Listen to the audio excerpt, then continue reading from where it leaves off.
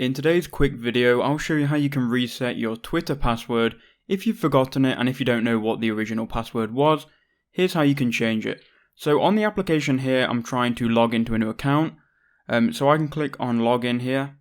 And what you need to do is click on forgotten your password, which is going to then open up a new window where you can enter in your email, your phone number, or your username. Now I recommend you enter in your username here, so I'm going to enter in the username that I want to change the password to.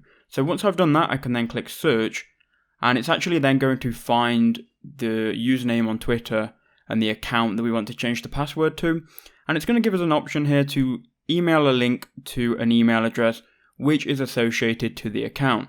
So here we can click continue, and it's then going to send you an email that you can use to then reset your Twitter password. So we're going to then check our Gmail folder and look for the email. So here you can see inside of Gmail, we've got an email from Twitter which says password reset request. So we can click on that, and Twitter are going to then give us an option here to reset our password because we've proved it's us by accessing the email. So we can click on reset password.